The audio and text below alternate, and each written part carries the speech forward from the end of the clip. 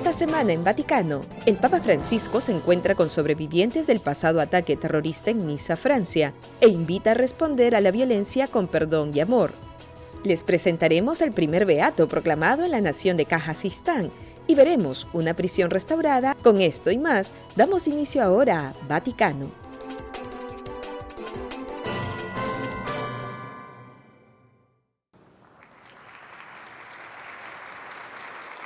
El pasado 24 de septiembre, en una audiencia especial realizada en el Aula Pablo VI, en el Vaticano, el Papa Francisco se encontró con sobrevivientes y parientes de las víctimas de los últimos ataques terroristas en Francia. Desidero condividere il vostro dolore. Deseo compartir vuestro dolor, un dolor que se hace todavía más fuerte cuando pienso en los niños, sino en las familias enteras, cuya vida ha sido arrancada de repente y de modo tan imprevisto. A cada uno de ustedes les aseguro mi compasión, mi cercanía y mi oración. Unas 1000 personas de la ciudad costera de Niza se reunieron con el sucesor de Pedro para recordar a las 86 personas que murieron y a las más de 400 heridas en ese lugar el pasado 14 de julio. Sus familias y amigos fueron víctimas de un islamista radical que usó un camión de carga para atropellar a civiles en la playa donde paseaban en la noche del Día de la Independencia de Francia. El Papa Francisco imploró para ellos que puedan responder a este acto de odio con amor y que establezcan un sincero diálogo y relaciones fraternas entre todos, particularmente entre quienes confiesan al único Dios de misericordia. Cuando la tentazione di ripiegarsi su se stessi, cuando la tentación de replegarse sobre uno mismo o de responder al odio con el odio y a la violencia con la violencia es grande, se necesita una auténtica conversión del corazón. Este es el mensaje que el Evangelio de Jesús nos dirige a todos nosotros. Se puede responder a los asaltos del demonio solo con las obras de Dios que son perdón, amor y respeto al prójimo, también si es diferente. Con le opere di Dio che sono perdono, amore e rispetto del prossimo, anche se è differente.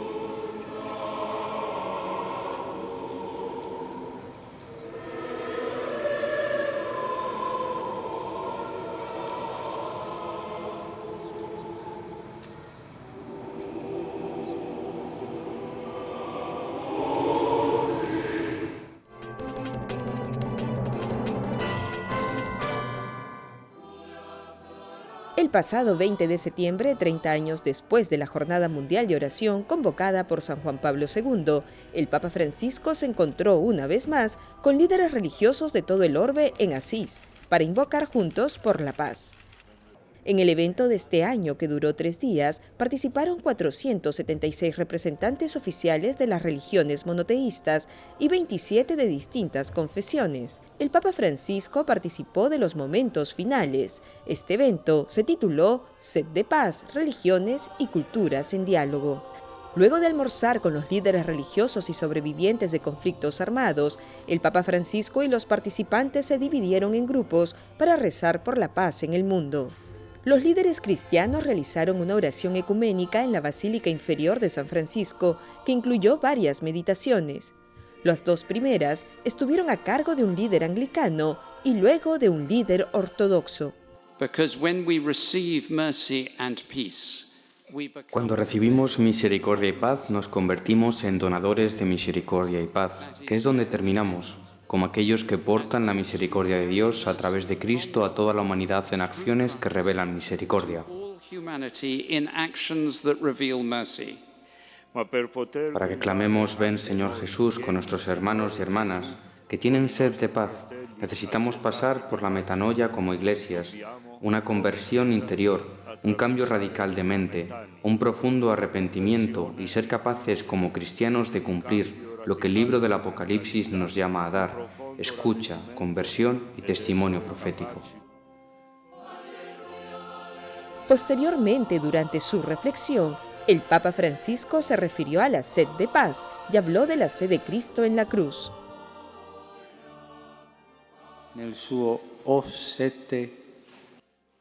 En su tengo sed podemos escuchar la voz de los que sufren, el grito escondido de los pequeños inocentes a quienes se les ha negado la luz de este mundo, la súplica angustiada de los pobres y de los más necesitados de paz.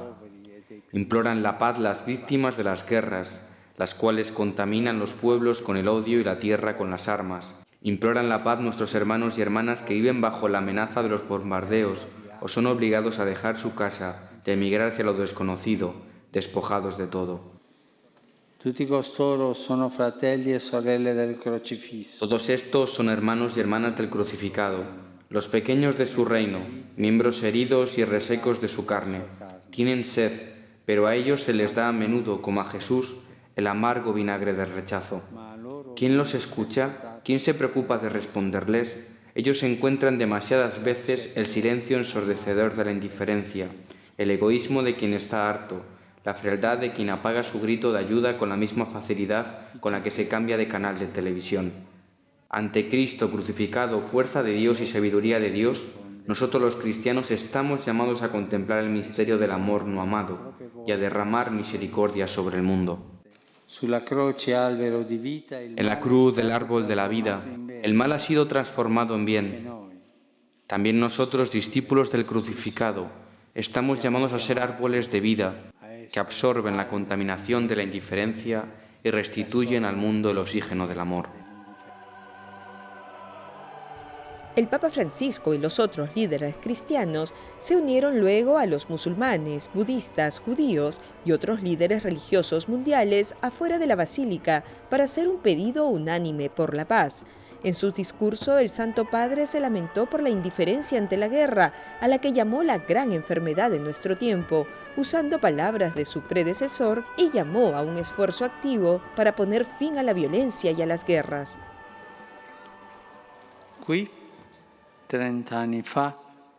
Aquí hace 30 años San Juan Pablo II dijo: la paz es una cantera abierta a todos, y no solamente a los especialistas, sabios y estrategas. La paz es una responsabilidad universal. Hermanos y hermanas, asumamos esta responsabilidad. Reafirmemos hoy nuestro sí a ser todos juntos constructores de la paz que Dios quiere y de la que la humanidad está sedienta.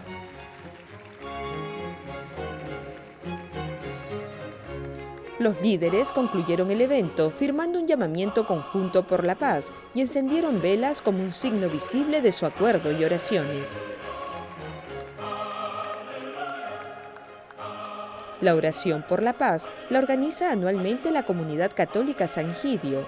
El último pontífice en participar de este evento fue Benedicto XVI, al celebrarse los 25 años de la misma en 2011.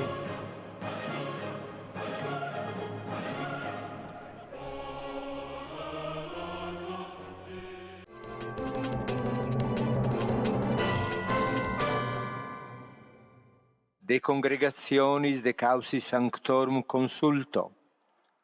Luego de escuchar la opinión de la Congregación para las Causas de los Santos, con nuestra autoridad apostólica, decretamos que el venerable siervo de Dios, Branislaw Bukoński, apóstol constante del Evangelio y pastor del corazón de Cristo, sea llamado en el futuro beato, que su fiesta sea celebrada el 20 de junio de acuerdo a las reglas establecidas por la ley, en el nombre del Padre, del Hijo y del Espíritu Santo. Amén.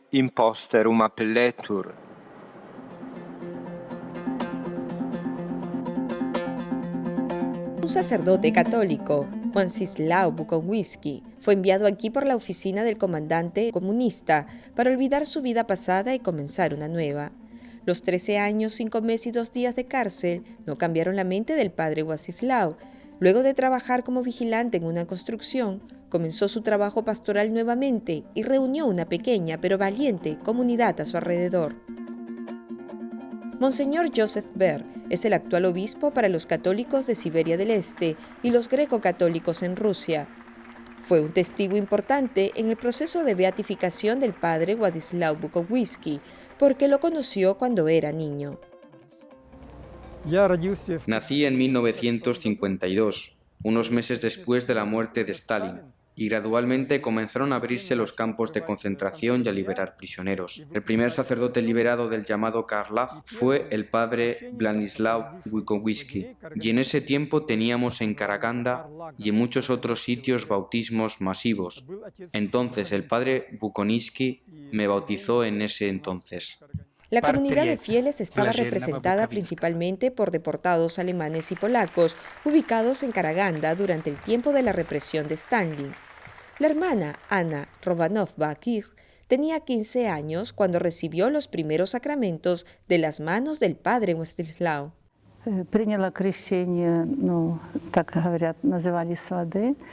Fui bautizada con agua, pero no por un sacerdote, y nunca vi una iglesia antes.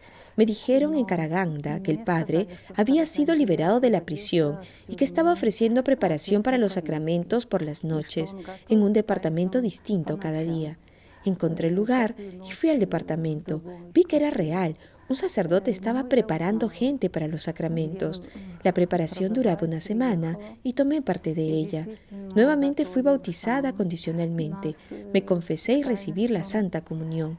Recuerdo que me ofreció sentarme en una silla y esperé muy pacientemente hasta que dije todo, porque después de cada palabra yo lloraba. Decía otras palabras y lloraba. Dime todo lo que sientes, porque te estoy confesando por primera vez y tal vez por última. Quién sabe si alguna vez volverás a ver un sacerdote. Un año luego de su llegada a Karaganda, en 1955, el padre recibió una amnistía y el permiso para volver a su tierra Polonia, pero en vez de eso, el padre decidió ofrecer su vida entera al servicio de los católicos y de la Unión Soviética. Un año después que recibió la ciudadanía soviética en 1956, renunció a su trabajo y compró una casa que transformó en capilla. Pero no duró mucho tiempo. Tras un año, las autoridades soviéticas la cerraron. Era invitado por distintas personas, con frecuencia de lugares distantes. Era constantemente observado y era peligroso quedarse mucho tiempo en un solo lugar. Todos los días estaba en una casa diferente. La gente decía por adelantado cuándo y dónde celebraría la misa y eran muy cuidadosos con que las liturgias fueran de noche. En el año 1959, el sacerdote fue acusado de establecer una iglesia y de difundir propaganda religiosa a los niños y jóvenes. Fue sentenciado a 3 años de cárcel y luego de la pena volvió a su trabajo pastoral. El padre solía ir al cementerio a observar a la gente, enterrar a sus muertos y si veía que eran católicos, les ofrecía sus servicios, pero la gente era muy temerosa porque tenían el miedo del tiempo de Stalin.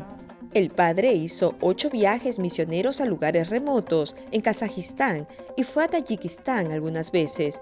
También fue 3 veces a su patria Polonia, donde se encontró varias veces con el cardenal Wojtyla, que estaba muy interesado por su trabajo en Kazajistán. En 1974, el 3 de diciembre, el sacerdote falleció. Una gran multitud de gente fue a su funeral. Al ver a tanta gente reunida, cualquiera podría decir que este sacerdote católico era un hombre santo. Pronto su tumba se convirtió en un destino de peregrinación. Hoy a Karaganda. Hoy en Karaganda, en Kazajistán, fue proclamado el beato Ladislao Bukovinski, sacerdote y párroco, perseguido por su fe. ¿Cuánto ha sufrido este hombre? ¿Cuánto? Ha demostrado siempre un gran amor a los más débiles y necesitados, y su testimonio aparece como un condensado de las obras de misericordia espirituales y corporales.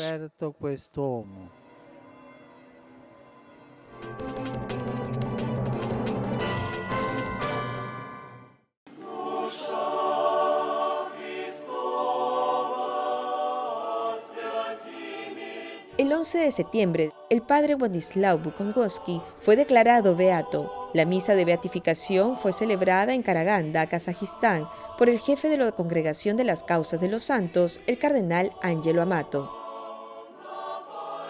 Mucha gente asistió a la misa, incluyendo representantes de distintas religiones. Entre los representantes estaba el padre Mariusz Kowalski, un sacerdote que fue milagrosamente sanado de un infarto cerebral por la intercesión del beato.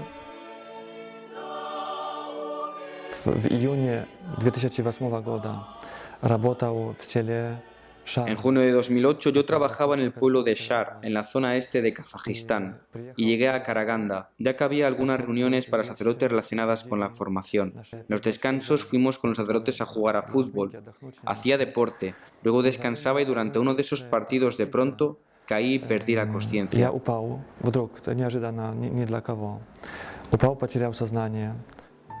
El padre Marius perdió la conciencia debido a una hemorragia cerebral. Rápidamente fue hospitalizado, pero su vida estaba seriamente amenazada. Los médicos que hablaron del caso decían que el 90% de los casos terminaba de manera inmediata con la muerte, y el 10% de los que sobreviven se quedan discapacitados hasta el fin de sus vidas. Era una situación muy seria. Mucha gente comenzó a rezar a Dios para que me ayudara, interviniera y me salvara la vida. La hermana Miriam, una religiosa del monasterio carmelita de Karaganda, recuerda que luego de escuchar las noticias de la repentina dolencia del padre Marius, todo el monasterio comenzó a rezar. Desde el miércoles comenzamos a rezar juntas y luego cada hermana rezaba privadamente.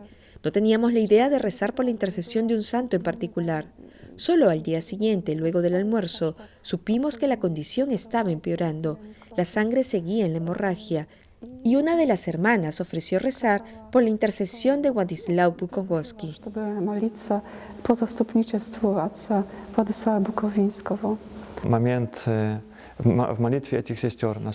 Un momento especial ocurrió durante la oración de las religiosas. Una de ellas, la hermana María, sugirió algo más. Dijo que no estábamos rezando bien. Rezábamos por la voluntad de Dios y está bien, pero debemos centrarnos en la oración por la sanación, porque hay una gran necesidad de sacerdotes en Kazajistán. Hay muy pocos sacerdotes que trabajan y sirven a la gente de aquí. Cada sacerdote vale su peso en oro, y sería una pena perder alguno.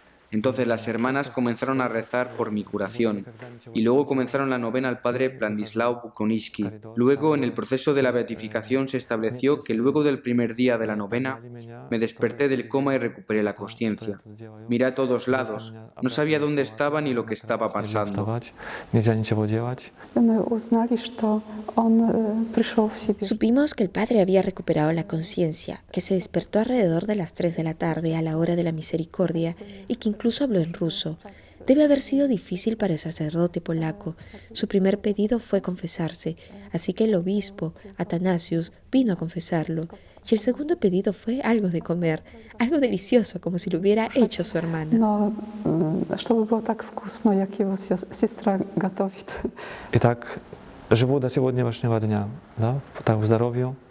Y así vivo hasta hoy, saludable y acostumbrado a bromear desde entonces. En 8 años no he tenido ni siquiera un resfriado. Así de grande ha sido la gracia de Dios. Desde que desperté en el hospital hasta hoy, me siento muy bien y todo es bueno.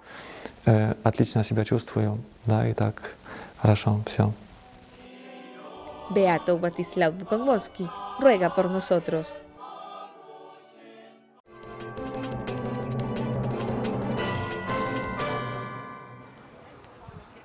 Con 3000 años de historia, Roma es conocida como la ciudad eterna, crisol de civilizaciones, cuna de importantes movimientos artísticos y de nuevas realidades institucionales, tanto civiles como religiosas. Desde la Edad Antigua hasta nuestros días, la ciudad de Roma ha alternado momentos de gloria con momentos de total oscuridad. A pesar de esto, Roma ha mantenido siempre una constante, la capacidad de sorprender.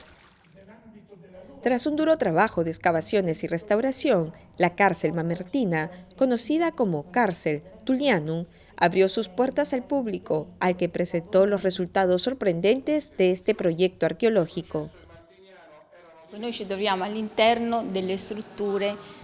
Nos encontramos al interno del monumento más importante de la Roma arcaica y republicana, que todos conocemos como Cárcel Tullianum o Cárcel Mamertino, con una denominación de origen medieval.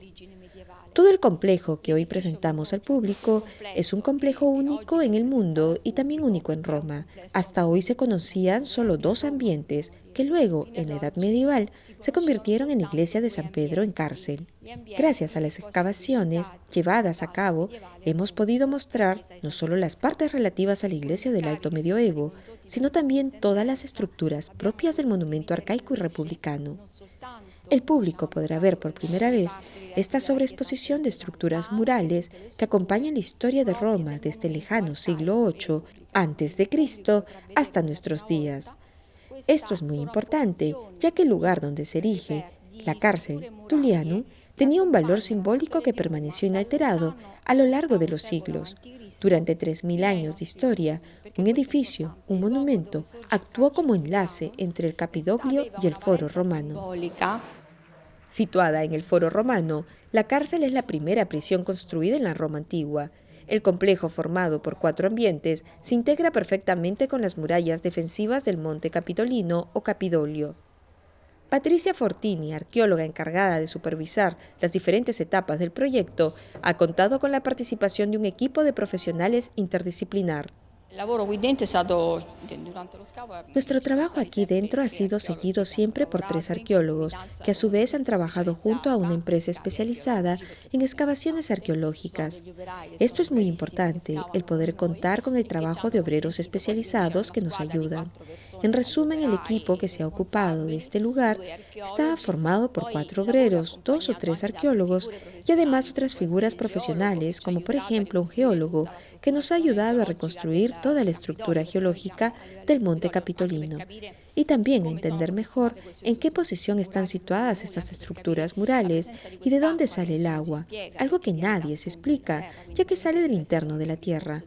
También han colaborado con nosotros arquitectos, restauradores de pintura y de material arqueológico. Ha sido un equipo grandísimo que busca un objetivo común: poder concluir positivamente no solo el trabajo del descubrimiento, sino también el de conservación, que es importantísimo y mucho más difícil.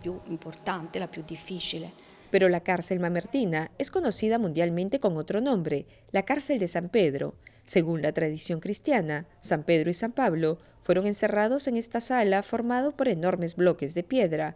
Hoy en día esta teoría se hace cada vez más factible. Los